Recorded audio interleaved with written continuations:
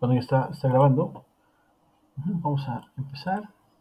Bueno, la unidad número 2 es respecto a zapatas aisladas, ¿no? Dijimos que pueden ser cuadradas o pueden ser rectangulares. ¿Qué criterios podemos tomar para poder elegir zapatas aisladas? Por ahí el día de ayer, con el trabajo que se les asignó en la unidad número 1, podríamos tener un criterio con base en el área que ocupan estos elementos, ¿no? En general, pues van a ser utilizadas las zapatas aisladas cuando las cargas que se transmiten al suelo pues sean relativamente bajas y la capacidad de carga del suelo sea buena, ¿no? ¿Ok? De tal manera que no se presenten deformaciones excesivas y las dimensiones que se propongan sean relativamente razonables respecto al área de construcción. Alguna otra sugerencia puede ser que cuando el área del terreno cubierta por las zapatas se acerca a la mitad del total del terreno que se va a construir, pues conviene buscar mejor otra solución para la cimentación, ¿no? Entonces por ahí el libro de Meli Piraya, el doctor Roberto Meli, habla de una sugerencia en cuanto a la mitad del área de la cimentación corresponde, perdón, la mitad del área del terreno corresponde a la mitad del área de cimentación, entonces conviene tener otra alternativa de solución, ¿ok? Conviene que las zapatas aisladas bajo columnas sean cuadradas en planta, ¿no? Generalmente esto va a ocurrir cuando los momentos que se presenten en la base de la cimentación sean relativamente pequeños, ¿no? Y por lo tanto, los momentos flexionantes que se van a presentar también serían menores, ¿no? ¿Cuándo se ocuparían zapatas rectangulares? Cuando por condiciones de colindancia, por la forma de la columna, ¿no? O cuando se transmitan momentos flexionantes importantes, se requiera extender la dimensión en alguno de los sentidos de la zapata. Por ejemplo, si tenemos una columna rectangular de 30 por 60, pues ahí probablemente ya convenga más una zapata rectangular, ¿no? O excesivamente más grande una dimensión de la columna más grande que la otra, convenga más una rectangular, ¿no? O cuando el momento en una dirección sea mucho más importante por cómo está la planta del edificio, que en ese sentido tengo que incrementar la dimensión de este elemento. ¿Okay? Dice, en zonas de riesgo sísmico moderado o grave es conveniente unir las zapatas de una construcción por medio de traves de liga. Si bien vamos a generar zapatas aisladas, lo ideal sería que estas zapatas estén conectadas mediante otros elementos horizontales, que serían en este caso traves de liga o cadenas de liga, las mencionan en algunos otros textos, de tal manera que el comportamiento de toda la cimentación trabaje más o menos en conjunto, ¿no? ¿Okay? De tal manera que los asentamientos diferenciales que se puedan llegar a presentar o los desplazamientos de la estructura por el sismo no sean tan excesivos, ¿no? Y tengamos un mejor control, ¿no? Entonces, va a ser importante que si se proponen zapatas aisladas, al menos, por ejemplo, en la ciudad de Oaxaca o en el estado de Oaxaca, estas zapatas estén unidas mediante traves de liga, ¿no? ¿Ok? Perfecto. Esas serían algunas recomendaciones generales para el uso de zapatas aisladas, ¿no? Muy bien. Algunas imágenes, pues aquí viene el ejemplo de la conexión con la trave de liga, ¿no? Eh, Aquí está el elemento zapata con un declive o escarpio, viene la columna y la conexión tiene que ser mediante traves de liga con otra zapata, ¿no? Otro tipo de zapata que vamos a ver en la próxima unidad sería zapatas corridas. Esta tiene una dimensión mucho más grande en una dirección que en la otra, ¿no? Esta la vamos a ver en la próxima unidad. Las secciones típicas para las zapatas serían una sección constante, que son las que generalmente se van a ocupar. Zapatas escalonadas, que usualmente son cuando tenemos dimensiones muy grandes de la zapata, ¿no? O sea, cuando tenemos dimensiones excesivas de la zapata, conviene tener una sección escalonada, por ejemplo, en los estribos de un puente, ¿no? Conviene más, por economía, tener una sección escalonada, de tal manera que la sección donde vamos a tener más esfuerzos o donde vamos a tener elementos mecánicos de mayor magnitud, cortante y momento, esté más aperaltada, ¿no? Eh, Menos usual serían zapatas con declive o escarpio, ¿no? Por ahí el libro de McCormack sugiere algunas dimensiones en espesor de la zapata, donde ya por su dimensión se sugiere que ya se coloque zapatas en declive o zapatas escalonadas. En cualquiera de estos dos últimos casos, lo ideal sería que no se formaran juntas horizontales acá, ¿no? Es decir, que se garantice un colado monolítico del elemento, de tal manera que se eviten planos de falla acortante. ¿Ok? Entonces, a lo mejor ahí la única recomendación cuando se propongan zapatas con declive o escarpio o zapatas escalonadas es procurar que el colado sea monolítico, ¿no? Esa sería una recomendación. ¿ok? Ahorita vamos a ver qué nos marca el reglamento en las NTC en cuanto a los espesores mínimos de las zapatas y algunas recomendaciones que hace también el código ACI, del American Concrete Institute, para el diseño y construcción de estructuras de concreto reforzado, ¿no? Vamos a ver qué recomendaciones también hace ese código, ¿no? ¿Okay? Muy bien. También tenemos zapatas de mampostería, que pueden ser corridas, ¿no? Zapatas de concreto ciclópeo, ¿no? O zapatas de concreto reforzado, que es lo que vamos a ver en el curso, ¿no? Esto es lo que vamos a ver en el desarrollo del curso. ¿Okay? Muy bien. Entonces, esta parte del diseño estructural de la zapata la podemos dividir en dos fases. La primera fase, que sería la revisión de mecánica de suelos, y esta revisión de mecánica de suelos la podemos dividir en dos partes. La revisión de estado límite de falla, y esta revisión de estado límite de falla nos va a permitir determinar el valor del ancho de la cimentación, ¿no? ¿Okay? Esto nos va a poder determinar el ancho de la cimentación y el estado límite de servicio, que nos va a permitir controlar los asentamientos o medir los asentamientos diferidos de la estructura de tal manera que se encuentren dentro de los parámetros que marca la norma. Entonces, en el curso dijimos que únicamente nos vamos a enfocar en el estado límite de falla. Y aquí vamos a tener dos enfoques en la consideración de las dimensiones en planta de la zapata. Dice, la carga muerta y la carga viva se consideran sin el factor de carga cuando se obtenga la capacidad de carga del suelo utilizando factores de seguridad, ¿no?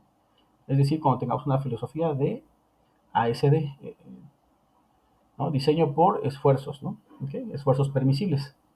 Se utilizarán factores de carga cuando el diseño incluya una filosofía de diseño de LRFD, factores de carga y resistencia, ¿no? En la determinación de la capacidad reducida del suelo, que es lo que vimos en la CNTC, ¿no?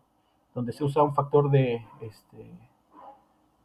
resistencia, ¿no? Del suelo, eh, y con eso se penaliza, ¿no? La capacidad resistente del suelo.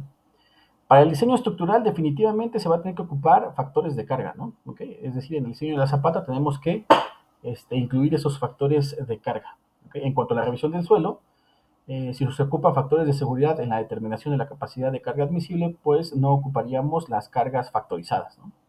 Como el enfoque que vamos a ver en el curso va a ser con las NTC, ahí sí tendríamos que ocupar factores de carga. ¿Okay? Bueno, esta primera revisión de estado límite de falla, que más o menos ya vimos en la primera unidad, nos va a permitir proponer dimensiones en planta de la zapata, ¿no?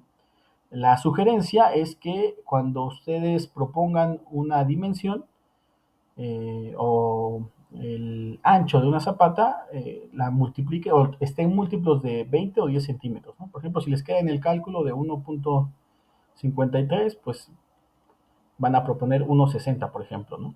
¿Okay? Redondear a múltiplos de 10 o de 20, porque luego llega a ocurrir que en los exámenes, cuando proponen B, algunos proponen 1.53, ¿no? Metros. Ok, en la práctica, pues esto no es usual, ¿no? Entonces, cuando propongan, hay que procurar que lo que ustedes estén detallando para el diseño sea lo más fácil de interpretar y de seguir y ejecutar en campo. Entonces, mientras más fácil sea las dimensiones que ustedes propongan para que se puedan ejecutar en campo, pues va a ser mucho mejor. Es más fácil que se siga lo que ustedes están proponiendo. Si ustedes en el plano dicen 1.53, lo más seguro es que en campo les pongan 1.50, pues, ¿no? Entonces, la sugerencia sería que utilicen múltiplos de 10 o de 20 centímetros en las propuestas de dimensiones en planta de sus elementos estructurales, ¿vale? Seguramente esto, si lo proponen, pues va a cumplir en papel, ¿no? Pero, insisto, hay que procurar que lo que ustedes propongan sea lo más factible de llevar en campo. Y pues esto va a depender mucho de su experiencia, de su criterio y pues van a adquirirlo conforme vayan teniendo más desarrollo en actividades profesionales, ¿no? Ahorita como alumnos, pues hay que procurar que al menos cumplan con lo que dice la norma, ¿no? ¿Okay? Los criterios, ¿no? Y la experiencia pues la van a adquirir poco a poco, ¿no? Entonces ahí, en ese sentido no se preocupe mucho, ¿no? Muy bien. Eso sería en cuanto a la revisión de mecánica de suelos. Dijimos que el estado límite de falla nos va a permitir determinar las dimensiones en planta de la cimentación, ¿no? Y después ya empezaríamos con la revisión estructural. Esta se va a dividir en diferentes fases, ¿no? El orden dijimos que va a depender mucho del diseñador.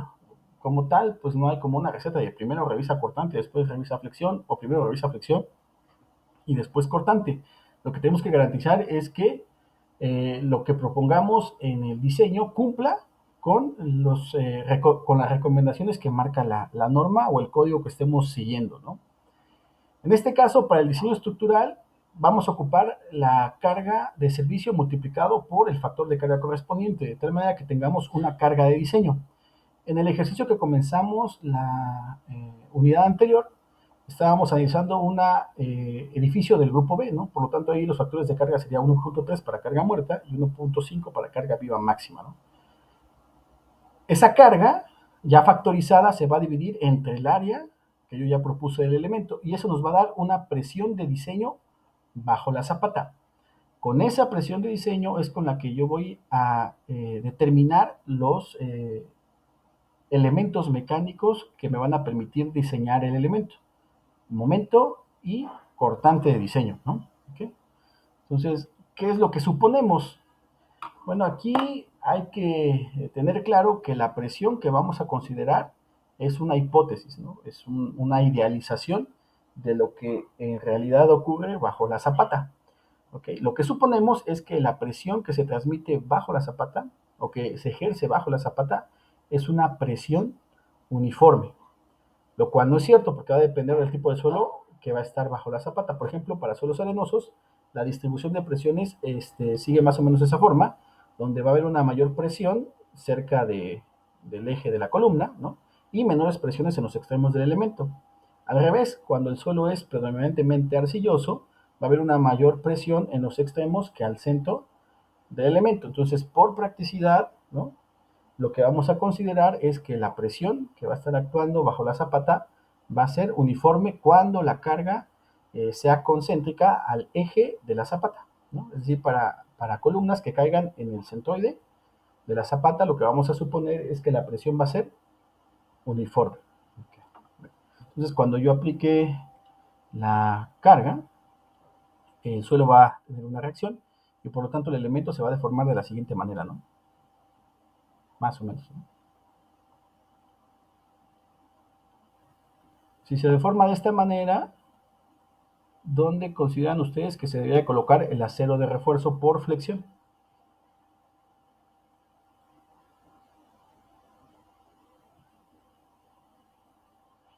En la parte de abajo, ¿no? En la parte de abajo, ¿no? Vamos a ver.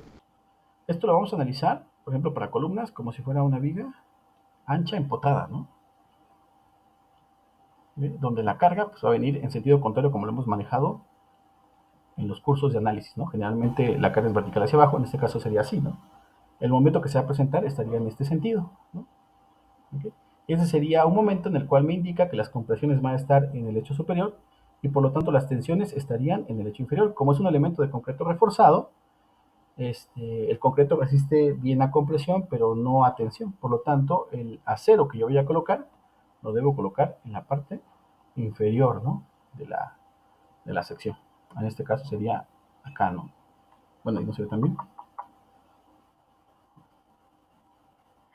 Aquí no he visto, que insertar líneas, ¿no? Voy a colocarse acá, ¿no? En la parte inferior. ¿Qué recomendaciones? Pues ahorita vamos a ver para proponer espesores, acero, ¿no? Todo eso ahorita lo vamos a ver, ¿no? Entonces, pero es importante enfatizar que como vamos a suponer las presiones es una idealización, ¿no? De lo que en la realidad ocurre. Para casos ya importantes sí conviene modelar la presión bajo la zapata como lo más cercano posible a lo que ocurriría en sitio, ¿no? ¿Okay? Muy bien. Ok. Entonces, necesitamos calcular entonces los elementos mecánicos para poder diseñar. Cuando vean elementos de concreto, pues ustedes tenían un momento de diseño y un cortante de diseño, o un MU y un cortante U, con los cuales establecían la cantidad de acero o proponían los peraltes de sus elementos, ¿no? Okay. Lo que se sugiere es que primero se proponga un peralte de mi elemento. ¿Cuánto va a valer el espesor de mi elemento? ¿Okay? Por ahí el espesor mínimo que marca la norma es de 15 centímetros. ¿Okay?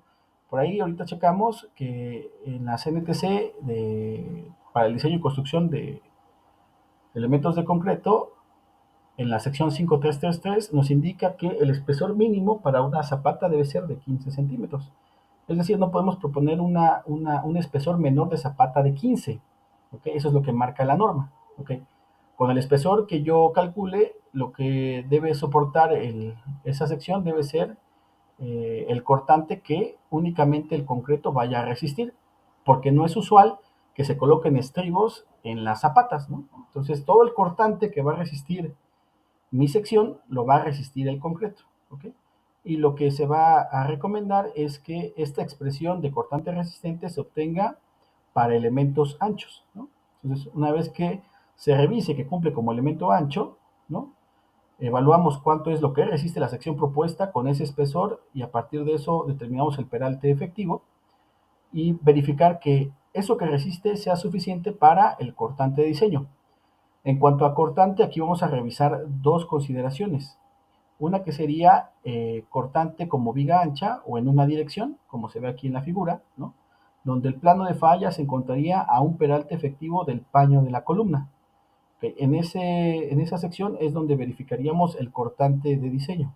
El cortante de diseño sería la presión de diseño por el área que está aquí sombreada, ¿no? Eso nos va a dar un valor de cortante. Ese cortante de diseño tiene que ser menor a lo que resista la sección por la siguiente ecuación, considerando que el elemento es un elemento ancho, ¿no? Por ahí la norma nos va a marcar algunos criterios para considerar que nuestro elemento es ancho, ¿no?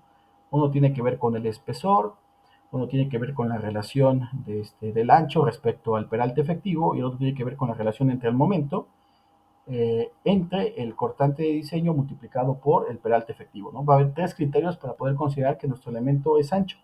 Si se cumple que el elemento es ancho, podemos ocupar esta ecuación, ¿no? Para determinar el cortante resistente de la sección, ¿no? Como elemento ancho y por lo tanto validar el espesor que nosotros estamos proponiendo. En la práctica, pues esto generalmente lleva algunas iteraciones, ¿no? Algunos prefieren despejar de esta ecuación el valor de D, ¿no? Y obtener y proponer un peralte efectivo, más el recubrimiento ya nos daría el espesor del elemento. La otra sería que empezáramos a proponer un espesor y con eso determinar el valor del peralte efectivo y comenzar la revisión, ¿no? Depende mucho del diseñador qué criterio va a tomar. Eh, Algunos consideran que el espesor debe ser o comienzan con una propuesta del 20% del ancho de la, este, de la longitud de la zapata, ¿no? Vamos a ver acá. Okay. Esa es una sugerencia, ¿no? Que el espesor sea mayor o igual al 20% de B, por ejemplo. O sea, puede hacer una primera propuesta, suponiendo que este es B, por ejemplo, ¿no? ¿Sale? Entonces, por ejemplo, si tenemos una zapata cuadrada de 2 metros, pues al menos debería ser de 40 centímetros el espesor, ¿no? ¿Ok? Pues si tenemos una zapata de 1 metro, pues de 20 centímetros el espesor. Lo que sí no podemos proponer es espesores menores a 15 centímetros de acuerdo a la norma. ¿Ok? Entonces, una vez que terminemos el cortante y el momento de diseño, hay que evaluar que ese cortante de diseño en una dirección sea menor a lo que resiste mi sección. ¿Ok? Entonces, de aquí puedo determinar el peralte efectivo y después proponer el recubrimiento y por lo tanto el espesor de mi elemento, ¿no? Ese podría ser un criterio para iniciar el proceso de diseño, ¿no? Como tal, determinar primero el espesor de mi elemento, ¿ok? A partir del despeje de la ecuación o como una primera iteración proponer el 20% del ancho de mi elemento, ¿ok? Y comenzar ya el proceso de revisión de cortante. Entonces, esta sería una primera revisión de cortante, ¿ok? Muy bien. Dice, el espesor de las zapatas arriba del refuerzo interior no debe ser menor que 150 milímetros para las zapatas sobre suelos o de 300 milímetros para aquellas sobre pilotes. Bueno, esta es una recomendación que viene en el ACI muy parecida a la que viene en las NTC. Aquí nos habla de un espesor mínimo por arriba del refuerzo en flexión, ¿vale? La norma de la CNTC de la Ciudad de México nos habla de un espesor mínimo y el ACI nos habla de un espesor arriba del refuerzo, que sería un poco diferente, ¿no? ¿Okay? Y hace una distinción entre zapatas que se apoyan directamente sobre el terreno o zapatas que se apoyan sobre pilotes. También la norma, la NTC de la Ciudad de México, nos habla del espesor mínimo para zapatas apoyadas sobre pilotes, que nos dice que son 30 centímetros. Y para zapatas apoyadas sobre el terreno nos dice que son 15 centímetros. Aquí la única diferencia que hace el ACI es que ese espesor lo toma a partir del refuerzo, no todo el espesor, por ejemplo. Esa es una recomendación del ACI, ¿no? Vamos a ver. Bueno, checamos acá. Ay, perdón, este es del otro grupo. No.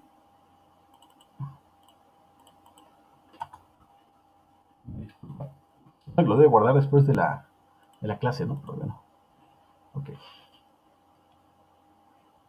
¿Qué dicen las NTC para zapatas apoyadas sobre el terreno?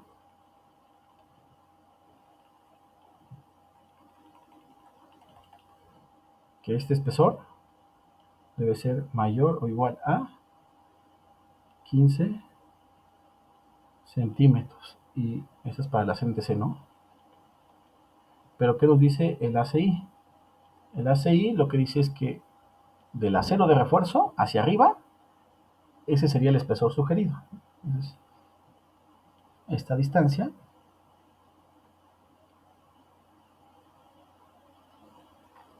debería ser para zapatas apoyadas sobre el terreno mayor o igual a 150 milímetros, que vienen siendo 15 centímetros, pues, ¿no? ¿Okay? Sería básicamente la diferencia, ¿no? Vamos a ponerla acá, esta es la del ACI, ¿no? ¿Ok? Entonces, por ahí, esa sería una de las diferencias entre los dos códigos, ¿no? Entre el ACI y la CNTC. Uno nos marca un espesor al menos de 15 centímetros y el otro dice que ese espesor lo debemos medir a partir del refuerzo, ¿no? Interior. Por lo tanto, pues el espesor del elemento sería mayor en el caso del ACI de 150 milímetros. ¿Ok?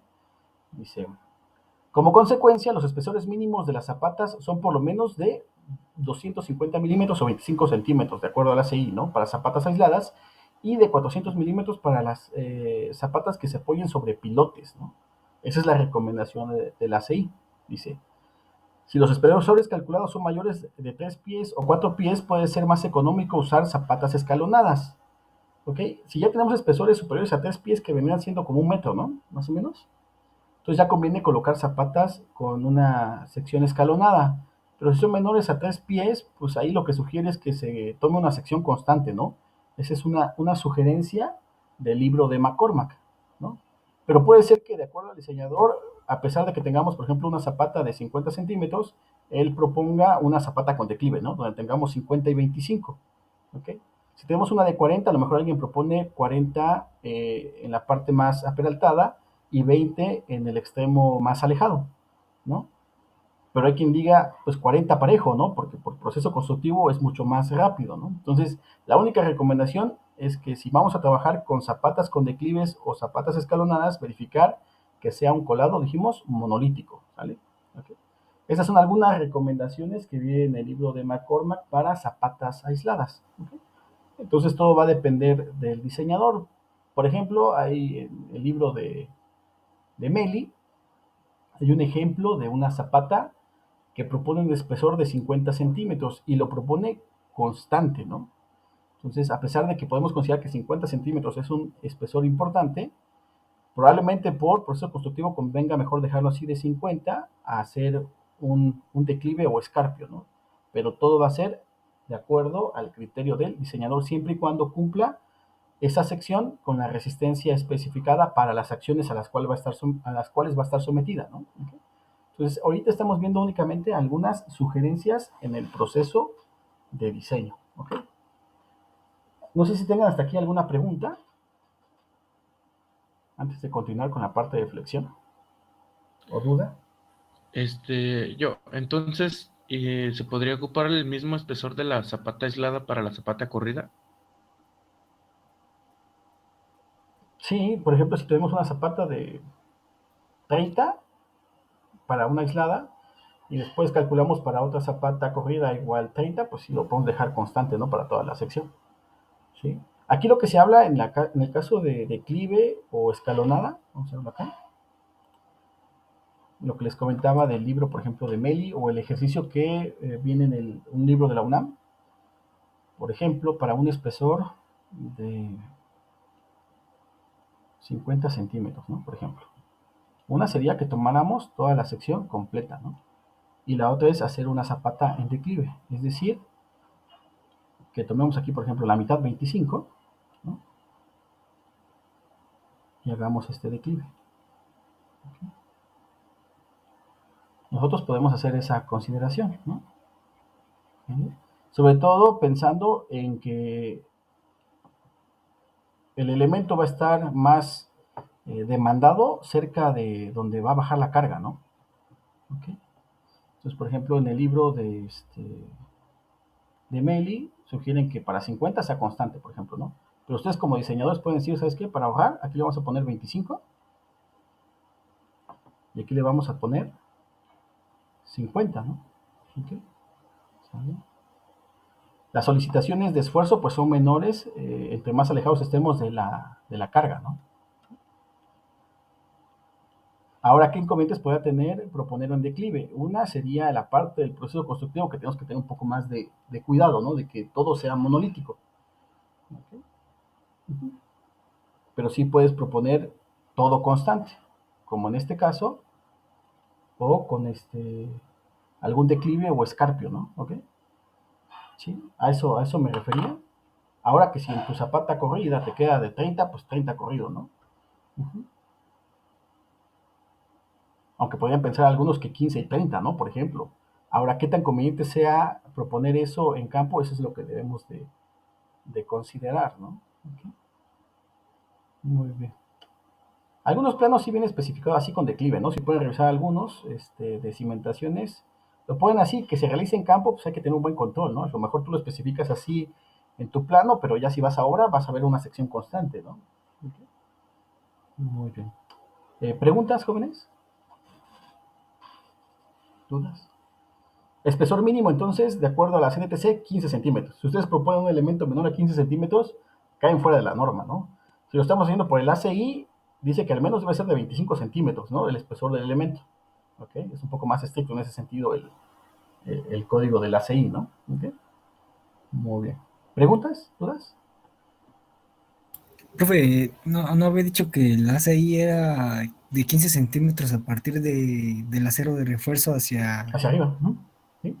Es correcto. Ajá. Por eso dice que el espesor mínimo de zapata por lo menos debería ser 250 porque ellos manejan recubrimientos de 75 milímetros para zapatas, ¿no? Para elementos que están en contacto con el terreno. Entonces sería los 150 más los 75, ¿no? Para cerrarlo, Ah, pues a ya. lo mejor podría ser 250 milímetros. Sí, está bien, gracias. Correcto. ¿Sí? Muy bien. Eso es lo que indica ese código, ¿no? Entonces, al menos para que cumplan el de las NTC, deberían de colocar un espesor mínimo de 15 centímetros para zapatas apoyadas sobre el terreno, ¿no? Muy bien. Sale. Entonces tendríamos revisión por cortante en el caso de tensión diagonal para proponer el espesor de nuestro elemento, ¿no? Algunos criterios para considerar el espesor, ¿no? Y después comenzaríamos con la revisión por flexión, ¿vale? Aquí vamos a ocupar lo que marca la norma para elementos de concreto y básicamente va a ser lo mismo que diseñar una viga ancha, ¿no? La sección crítica se va a encontrar a paño de la columna, ¿no? Que sería este de acá, ¿no? ¿Okay? Por lo tanto, si lo vemos como si fuera una viga, donde aquí va a estar empotrada, pues lo que vamos a diseñar va a ser una viga en voladizo. ¿Okay? ¿Qué debemos de considerar para el diseño por flexión? De que el acero que yo proponga debe ser mayor al acero mínimo y debe ser menor al acero máximo que me marque la norma. ¿Okay? Usualmente en zapatas, pues los momentos son muy pequeños, ¿no? Son muy, muy pequeños. ¿Ok? Lo que va a regir generalmente va a ser el cortante. Entonces, si los momentos son muy pequeños, el acero que debo colocar debe ser al menos el acero mínimo. ¿Ok? Es decir, si tengo una solicitación de momento muy pequeña, no puedo colocar acero menor al mínimo del que me marca la norma. ¿Ok? Por ahí pues vamos a ocupar la ecuación 513 para el cálculo del momento resistente, ¿no? De aquí pues vamos a obtener o vamos a despejar la cantidad de acero que requerimos para esta sección, ¿no? Y lo que vamos a revisar es que esta cantidad de acero se encuentre entre el acero mínimo y el acero máximo.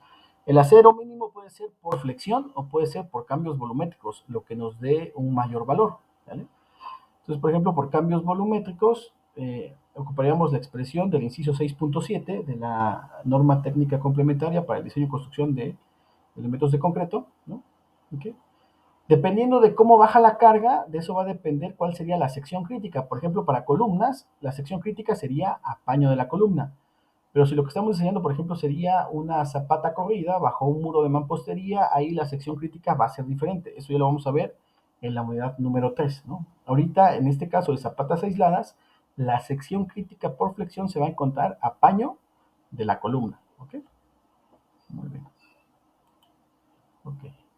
El área de acero máximo no debe de exceder del 90% del área de acero por falla balanceada, que también viene en la norma, ¿no? Ahí checaríamos lo que es el inciso 5142, ¿no? Si tenemos el compendio completo sería en la página 411, pero si descargamos la norma únicamente de concreto, ahí sí no sé qué página sea. Esta página o el paginado que viene aquí es con respecto al compendio completo de las normas, ¿no? De la Ciudad de México. ¿Ok? Por ahí viene la definición de beta 1 y ya con base al acero que vamos a colocar por flexión, pues ya determinamos una separación a partir de la propuesta de la varilla que vamos a colocar, ¿no? Del número 3, del número 4, ¿no? Dependiendo de esa área de acero, vamos a determinar la separación de esas varillas, ¿no? Y con eso haríamos el refuerzo por flexión. ¿Ok? Después haríamos la revisión por cortante. Y aquí es donde les mencionaba que el orden pues puede estar cambiando un poco, ¿no? O sea, la primera revisión por cortante que vimos fue para proponer el espesor. Y después hay que hacer la revisión de ese espesor para que cumpla en una dirección y cumpla en dos direcciones. Entonces, la falla en zapatas va a tener dos criterios en cortante.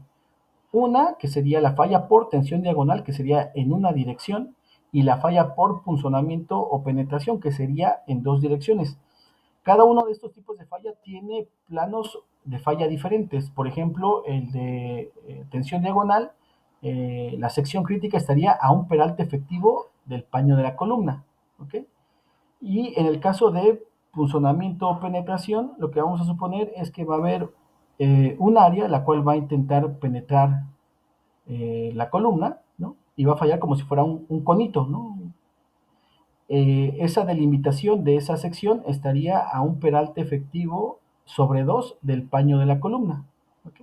De tal manera que la presión que vamos a ocupar para el diseño o para la determinación del cortante, en este caso de tensión diagonal sería esta, ¿no? Y en el caso de punzonamiento sería toda esta presión que va a estar por afuera, bueno, en la parte delimitada por la sección crítica que marca acá, ¿no? Esta sería en una dirección y esta sería en dos direcciones. ¿Ok?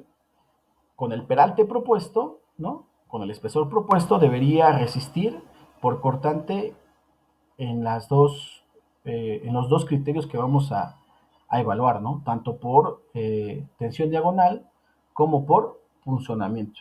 ¿Ok? Una vez que cumpla esa revisión por cortante, pues ya podemos dibujar los detalles del elemento, ¿no? ¿Qué espesor determinamos? ¿Qué ancho? ¿Qué largo? Si fuera una zapata rectangular. ¿Cuánto sería el armado en el hecho inferior? Si el espesor excede de 15 centímetros, requerimos un armado en el hecho superior por cambios volumétricos. ¿Cuánto sería ese armado por cambios volumétricos? ¿Y en qué separación? ¿No? Todos esos detalles o consideraciones que tuvimos para el diseño de la zapata, ¿no? Puntos importantes pues sería dimensión en planta, espesor de elemento, peralte efectivo, acero de refuerzo por flexión, lecho inferior, acero por cambios volumétricos, si es que sí lo requiere, en el lecho superior. Y con eso ya detallamos el elemento estructural, ¿no? ¿Ok? Eso sería en resumen lo que vamos a hacer en la revisión o en el diseño de zapatas aisladas.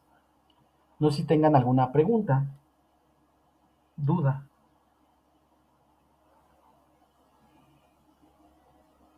¿No? ¿Sí? Traté de abarcar todas las revisiones que vamos a hacer para el proceso de diseño y más o menos en el orden que lo vamos a ver, ¿no? O que podríamos cambiar. El semestre pasado, por ejemplo, comenzamos únicamente con cortante y una vez que pasaba la sección por cortante ya hacíamos la propuesta del armado por flexión, ¿no? Porque a veces solía ocurrir que por tensión diagonal proponíamos el espesor y si cumplía, hacíamos el armado por flexión y cuando revisábamos por funcionamiento ya no cumplía el espesor que proponíamos y por lo tanto habría que volver a empezar a proponer un espesor un poco mayor para que pueda cumplir por funcionamiento y eso hace que cambie el peralte efectivo y por lo tanto eso hace que cambie probablemente el diseño por flexión o el armado, ¿no? Entonces podría ser el proceso igual que hicimos el semestre pasado, primero que pase por cortante y hasta que pase por cortante, entonces ya procedemos al diseño por flexión, ¿no? Porque sabemos que ya no va a haber un cambio en la sección de nuestro elemento, ¿no? Aunque en el orden que vimos, pues primero es determinar el espesor a partir de tensión diagonal. Una vez que se establece el espesor, se procede al diseño por flexión y una vez que se tiene el diseño por flexión, ya se hace la revisión por tensión, ¿no? O, perdón, por cortante, por tensión diagonal y por punzonamiento, que es el orden que presente. Ese puede modificarse, ¿no? ¿Ok? ¿Preguntas, jóvenes? ¿Dudas que tengan? ¿No? Muy bien. Pues vamos a ver variaciones de esta parte, sobre todo cuando ya haya momentos en la base, ¿no? De la zapata, ¿no? Y ahí ya revisaríamos combinaciones de carga, ¿no? Vamos a ver qué nos dice la norma para hacer el diseño de esos elementos donde hay momento y qué criterios podemos tomar de manera alternativa para proponer las dimensiones, aparte de las de la norma, pues obviamente. Muy bien. ¿Preguntas, jóvenes? ¿Dudas que tengan? ¿No? Muy bien. Entonces mañana comenzaríamos con el primer ejercicio. ¿Ok? Durante el desarrollo de la hoja de cálculo probablemente hagamos unas modificaciones al orden en el cual se presentó ahorita estas diapositivas, ¿no? Sobre todo pensando en esa parte que les comenté, que hasta que no pase por cortante ya proponemos el diseño por flexión, ¿no? Muy bien. Vamos a tener la grabación.